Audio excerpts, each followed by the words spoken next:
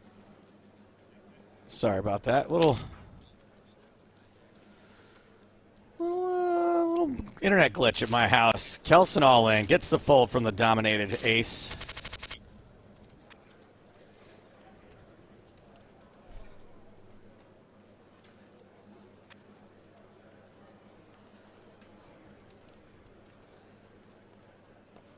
Looks like we're just going to Blind battle time. Yeah, for these blinds to get bigger. Yeah.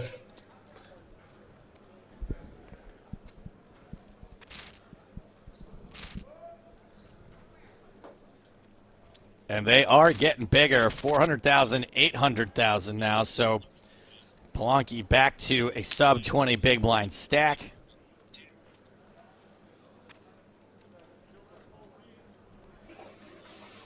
Brownie opening queen 9 suited, gets a fold from queen 10. Autolop also folds 10-7.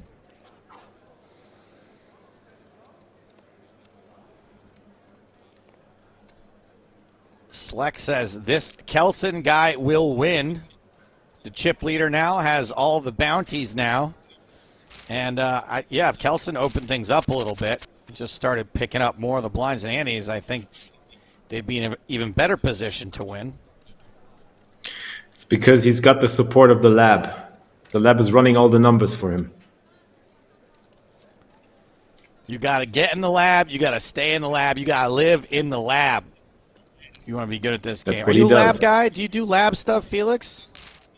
Not at all. No, okay. I should much more than I do.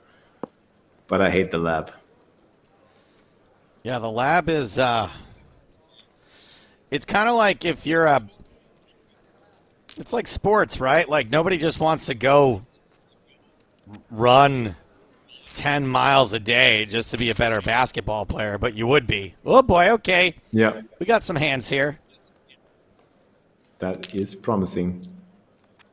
Now I'm wondering what Brownie... Oh, Brownie snap folds pocket fours. Wow, okay. Not even considering a call or anything. Just straight away folding. Boring. Oh, no, spades. Three. Sorry, I'll take it back. I'll take it back. Spades on the flop. Oh No my God. chop pop. Straight double up. One flush draw, jinxed better it. than two. And Polanyi the donkey right back in this. Autolop, now the odd man out. Odd player out, I should say. Yeah, the Audelop player out.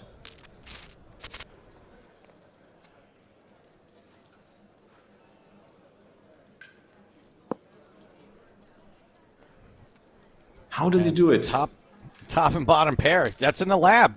Look, spend time That's in the the lab, lab. you flop That's- top and bottom. You flop top and bottom, yeah.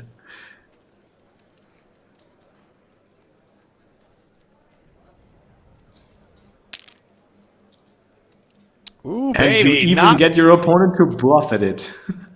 not the right time to get out of line. Kelson loving this. 3-bet on the flop to 10 million.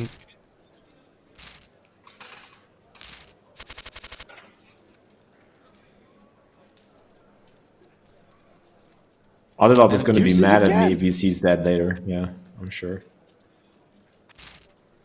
Deuces again for Kelson. He wins all the deuces also. I think he's... Oh, no, that was one point where... No, he didn't win The them all. first deuces, He tried. They had to let go, yeah. Yeah.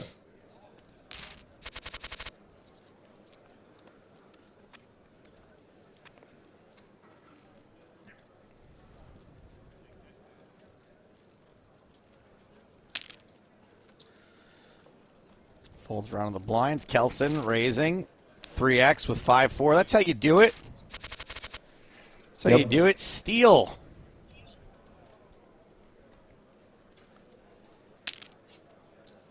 The magic of the lab.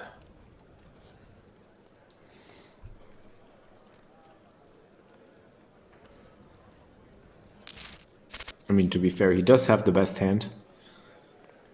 And he still has the best hand. Yep. Queen high now has a straight draw.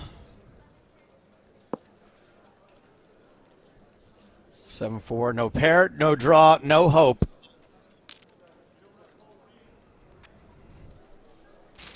And he Kelson takes it keeps down. Stacking chips, that's right.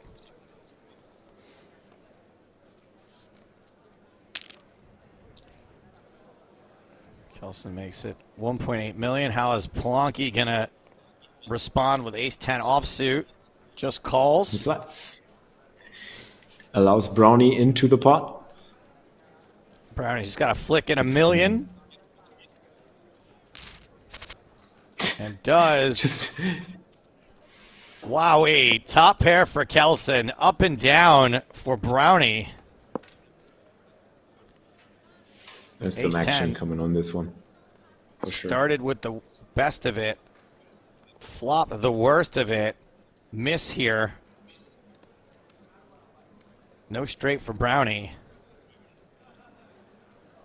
Only a straight will win them this hand. Kelson also decided to check the flop. No more checking. Half pot bet.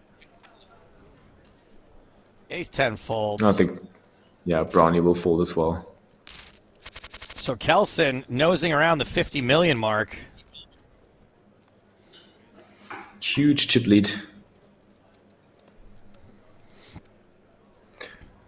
And all it all probably is jamming this one. Yes, he does.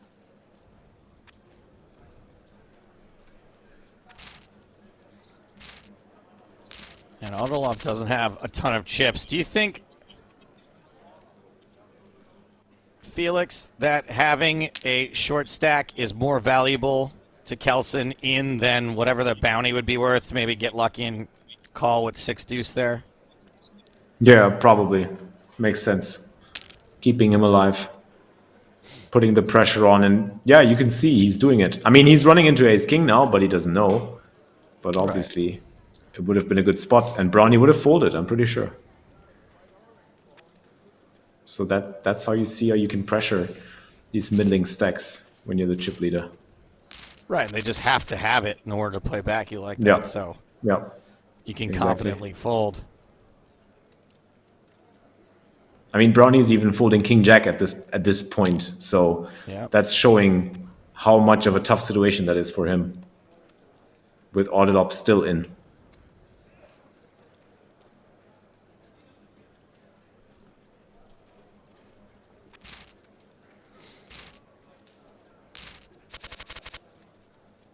Ace-9 for Kelson.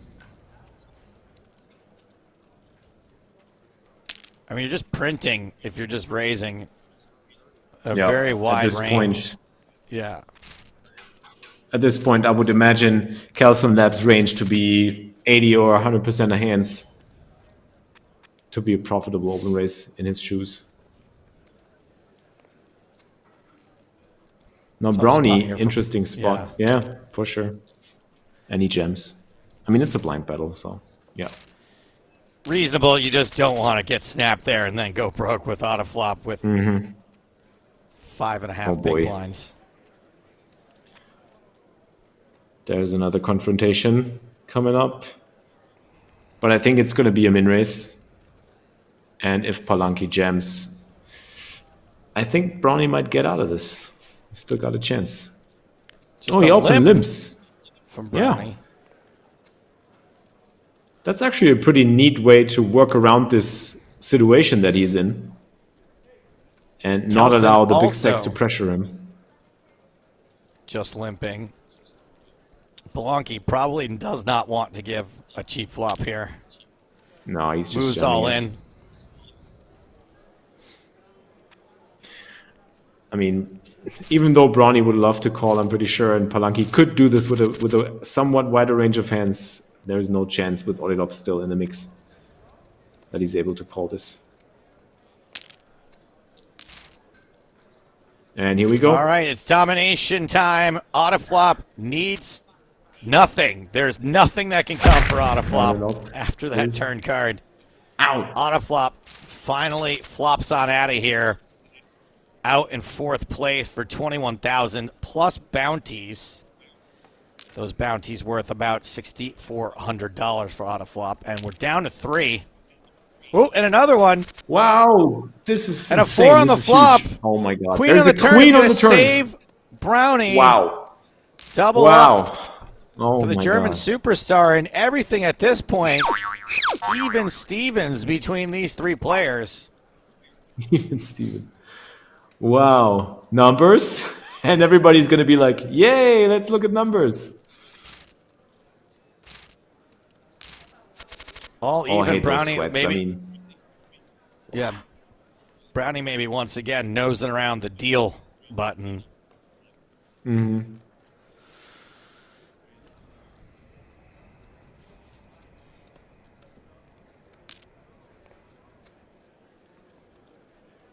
7-4 limping in.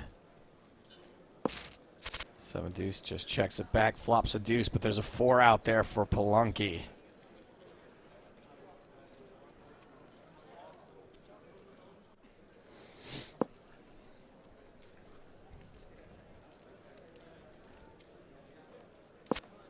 Everybody's got backdoors. Not anymore. Check, check, 9 of clubs on the turn.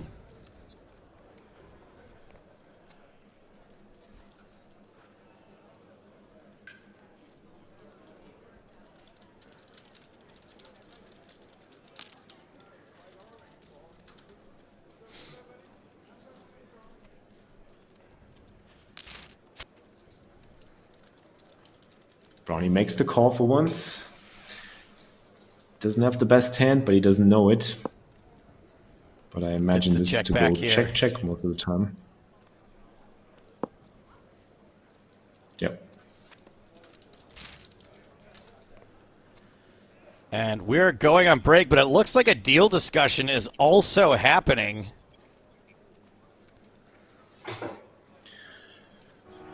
That's We'll a good. let them work that out. Just to recap, 3 players remaining. In third place, you've got Brownie 22 with 27.5 million chips. Kelson in second with 29.3 million, and Palanki in first with 37.2 million. 2 players from Brazil, 1 from Austria. Now, Felix, I saw during that level someone came at you with a question, said, why do you stream only in German? And I think I know the answer to that, but I think it's worth saying, you know, what your whole little vibe is about, what your community is about, all that good stuff.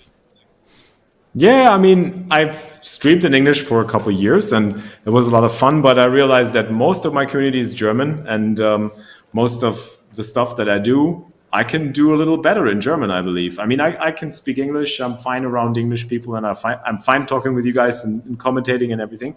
But I feel like in my mother language, it's a little bit more easy to joke around, to banter, to connect with people. It's sort of like, you know, it's more of an intimate feeling for me to stream in German. And you know, everything that makes me more comfortable on stream or makes me more authentic, or it helps me to be more authentic, it's best for Twitch. It's best for what I do, I believe. So yeah, and I would assume too that, you know, there's probably more of a demand for an Xflix in German, right? Like there's 1,000,001 English-speaking streamers and commentators. I would imagine that it gives you an opportunity to have like a more close-knit community because it's something for Germans. Yeah, we have like, is it a niche or niche, whatever it's pronounced. But yeah, it's this thing that binds us together. And then when we finally meet in like some live events, it gets even better. Like there's a lot of people that are looking forward to meet me at live events, or that want to meet up at live events, and we're like really close community. So that feels really nice, and that's something that I love about Twitch. Now, when you're consuming pop culture, do you put things on in German subtitles if you're watching something in English? Do you just watch it in English? How do you take in that stuff?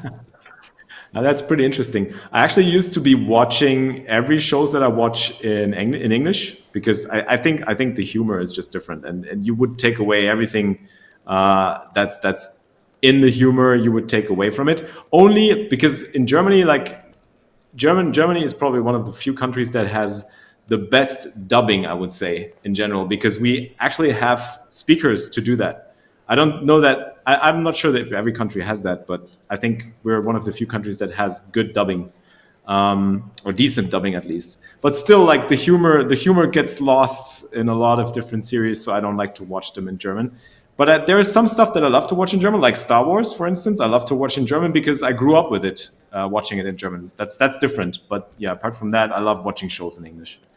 So what is Darth Vader called when you watch in German? Still the same thing? Yeah, it's the same thing.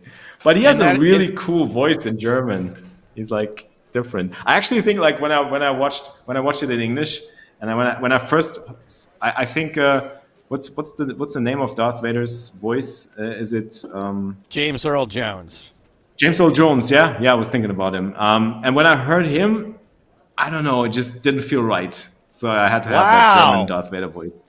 I'm sorry to say. You're like, go back to the German guy. Yeah. And so is it true that kind of makes the big reveal in Empire like a little bit less epic because his name is already Darth Father? Well, yeah, we don't put it like that. I mean, but yeah, you could say that. Never thought about it that way, actually. Maybe I never connected the dots because Vader never maybe appealed that's to me as father. That's right, chat. There's still a poker game going on. They're on break right now, and I think the break's going to take a little bit longer than it did before because I think they're discussing a deal. So I'm not sure how long extra that's going to take. Yes, I spoiled The Empire Strikes Back, everybody. Sorry about that. I did have a question about a German TV show that, I have... Look, there's lots of great TV shows out there and movies that are made in other languages, but it's a little bit more daunting to watch because we live in a society where we, multitask and we're on our phones and on our computers and all this stuff. But how about Dark? Is Dark worth watching? I have watched the first episode and I stopped, so I can't tell you because I'm really the worst when it comes to watching new series. There's little series that get me hooked these days. I don't know, because it's maybe exactly of what you were saying, that I'm just too distracted doing all the other stuff at the same time. Yeah. But Dark, I think I have heard a lot of good stuff about Dark, so maybe you'll give it a try.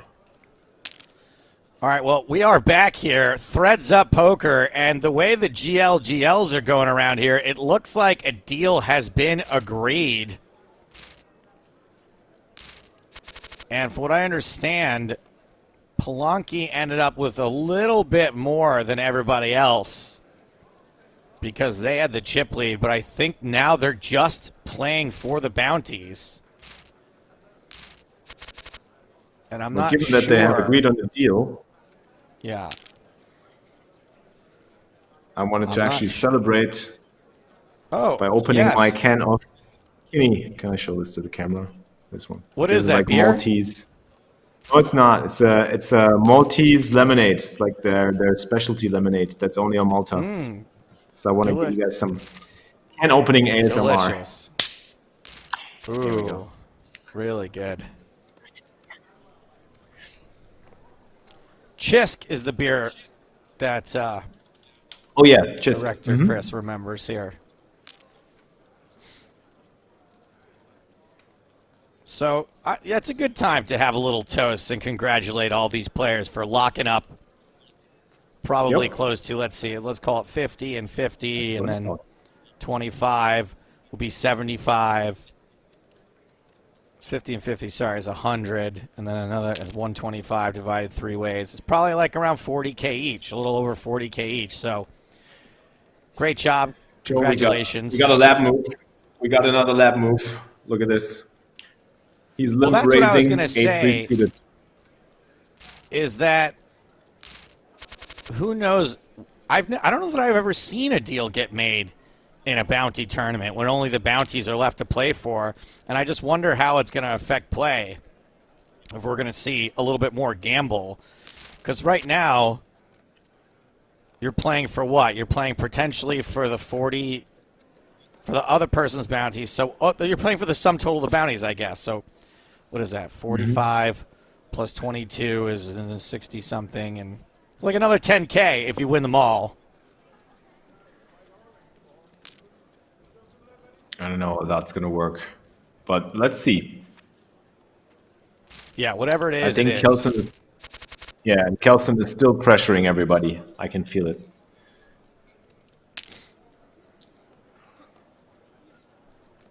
It's not double all of the bounties, guys. It's only double your own bounty. So if you win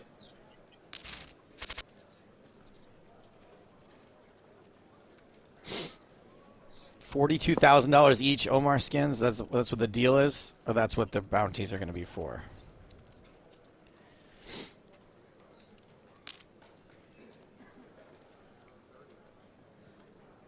It's going to be like, what, 16K?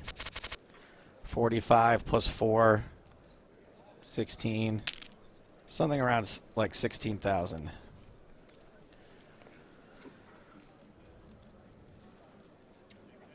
But you win, and then we have more bounties on yourself. That's true, the Lucky German. That's true. Yep. It all depends on who goes out next.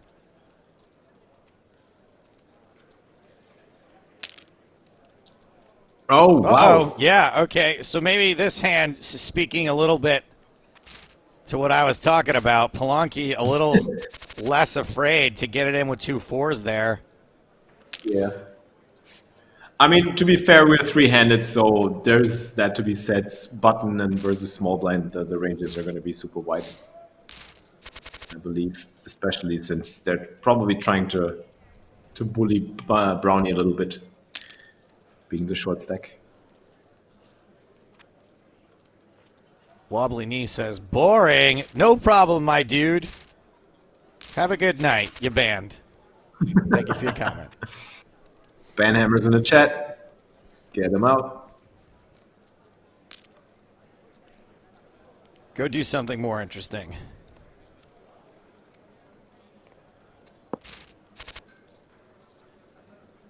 Nice flop here for Polanki. Top pair and a flush draw. Ace Queen with very few ways to win.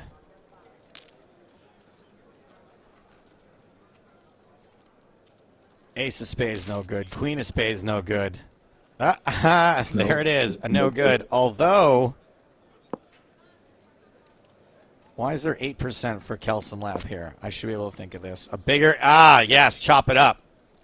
Okay. Runner, runner, flush, chop it up. The 3 of spades does not play.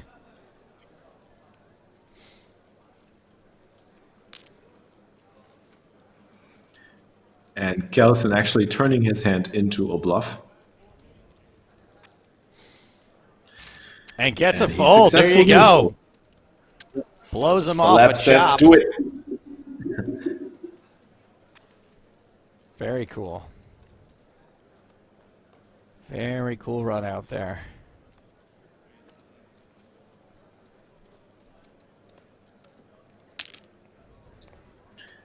Wow. Polanka just casually flinging 20 big blinds at Brownie. Polanka the Donka.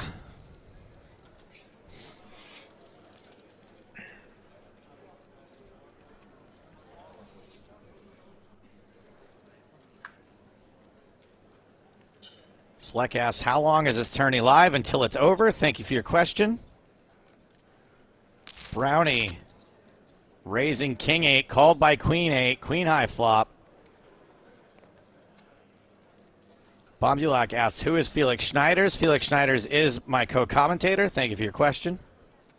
That would be me. Hi. I love it when people ask me, how long is the stream going to last? It's always the same answer, until I've won the tournament. What else? The whole time. Yeah. What's the question? Kelson and Polanka taking turns beating up on Brownie a little bit. And Brownie with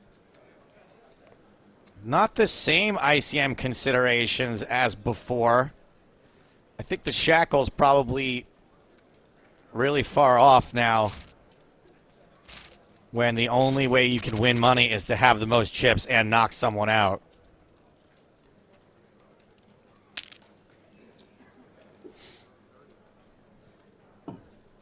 Okay, I can sense some action brewing up. Action is happening. 3 ways, and it's trip And- kings for Brownie. That's a great flop. 1 club. And ace 4 with 2 clubs, maybe? Maybe peels 1 here? You expect ace high to be the best hand sometimes. Yep, there's the call. How does Brownie respond? They seem to have a thing for their ace highs on this king high flop, king 7 flop. And the turn Okay, I is think a now deuce. they know their beat. Yeah. They must know their beat. Palanca checks. Brownie checks. Checks through. Running spades should not really affect anything. Brownie's last chance to get some value.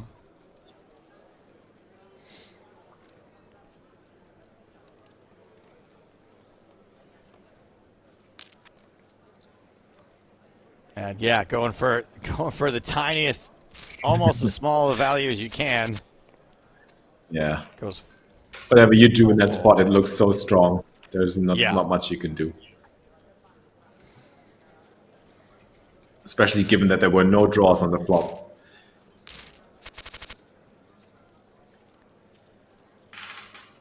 Lethal Haircut asks, deal or no deal? There was a deal.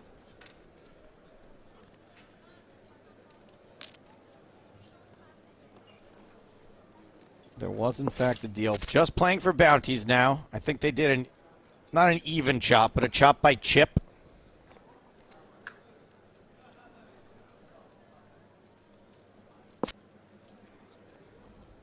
Both players missing this board so far.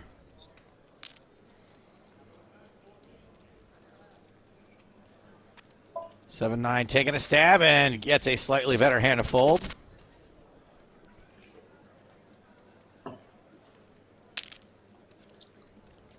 Kelson raising king deuce suited on the button. Gets a folds. Gets a folds. Gets the folds. Yeah.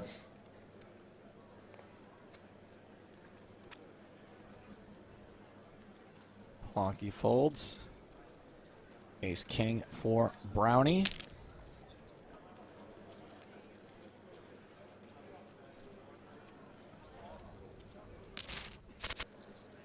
Kelson taking the flop. Wow, that's a great Oh, flop for boy. both.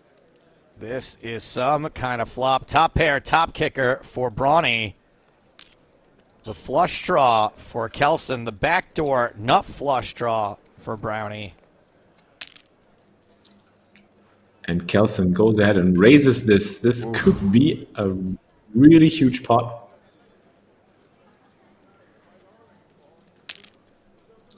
And Brownie All goes for the in jam. with top pair. Needs Kelson to is fade gonna a call. heart. There's a And 4 on the turn and a deuce. Wow. does fade the heart. So that's a double up for Brownie, who's now the chip leader. Let's go, Grind Nation. That looks really good. You love to see it.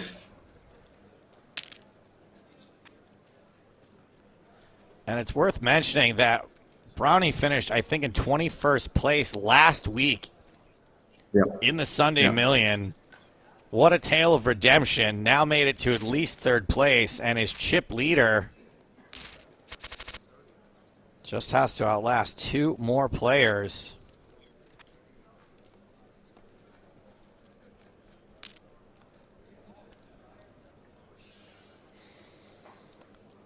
Blanca limping in with ace-4. Brownie up until this point was more of the check back type with a hand like this, but now that the deal has been made, can be a little bit more aggressive. Palanca Wow. re-raising. For the limp raise. And Brownie lets it go. Just about even now between these two. Kelson in big trouble. Fewer than 15 big blinds.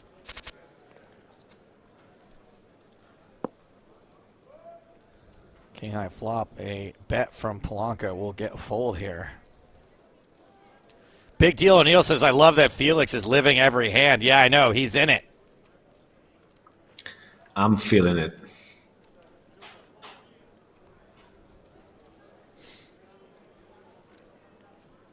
Polanka is c-betting. I said that this bet I mean, would get a fold. Okay, it did. I'm a little bit more emotionally involved because it's about a member of our community, so Right. that's definitely to be said for this. But I don't want to, take sides here because You can take sides. out I of don't respect. care. Yeah, I know that you don't, but Whoa! Kelson shoves ace queen. Polanka decides to Oh, call it off boy. with 5-6 of spades A and lot of rivers outs. a straight and a flush. There goes Kelson. A bit of a bad beat there, just snapped off by 6 high, 5-6 of spades. Kelson GG. out, $41,776 plus about $7,500 in bounties. And we are the now lap down is gone. to the final two. And yeah, it's going to be about 17,000 in bounties they're playing for now.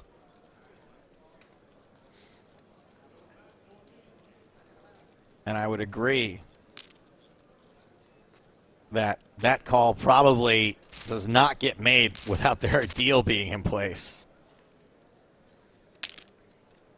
And Brownie pretty excited. Epic. Vamos.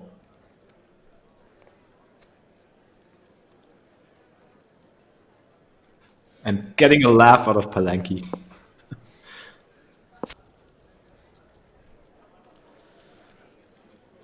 And yeah, that was the second Brazilian player out in third, Kelson. So it is Brazil versus Austria. Mm-hmm. So we're getting a little vamo in the chat. Plonky bets and takes it down with 8 high.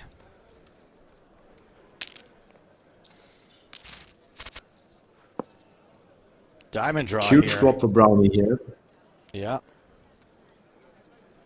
Scrimmy says, I'm not going to take sides on this, but I definitely want Brownie 22 to win. Fair enough.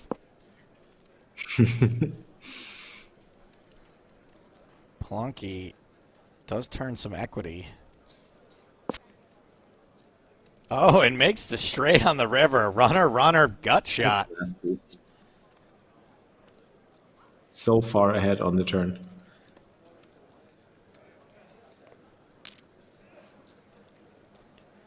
Yeah, just betting into the pretty much the nuts for this board. I mean, it makes sense. You will get sort of like a better hand, like an 8 or a 10 to fold in case Palanki hits something, but he's bluffing into the straight and he can't know. Yeah, Blanky raises and a quick fold from Brownie.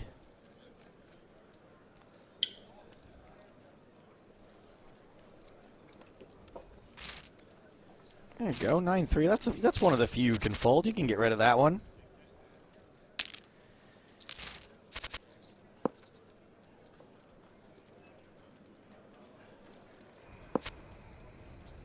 Three, 4, 5, 6. Up and down for Brownie.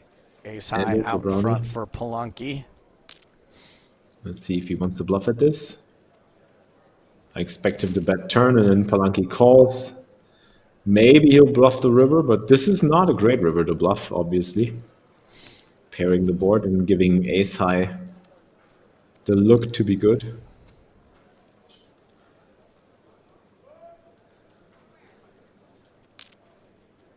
Brownie goes for a very weak bluff attempt.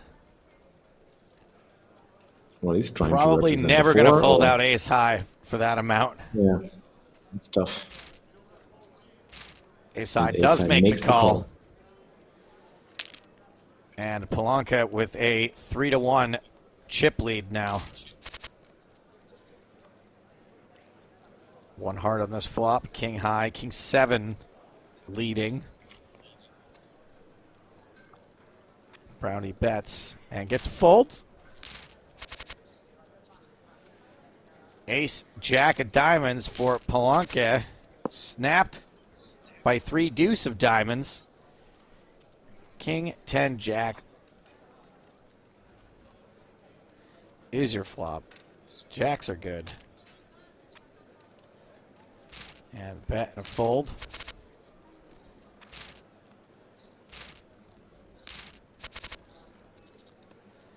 Pocket jacks for Palanca raises. Queen high flop, but it's a set of jacks for Palanca. Going to be very, very tough for Brownie to get away. Oh my goodness! Oh boy! What Come on! an absolute cooler! I don't think Brownie's Brownie- going to get out of this in a heads-up. No, not drawing dead. Does have some outs. But Palanque, the heavy favorite in a situation where Brownie is never, ever, ever going to get away. Brownie probably ecstatic. The river is an ace, so yes. I mean, actually, it looks like Brownie could still not lose the tournament in this pot, though. I mean, yeah, if Palanca doesn't make side. a huge bet, Brownie can just call. I mean, Brownie, yeah, can just call and continue on in this tournament. I mean, wow. Pretty tough to just call here, though. I mean, it really feels like you've got the best hand here almost always.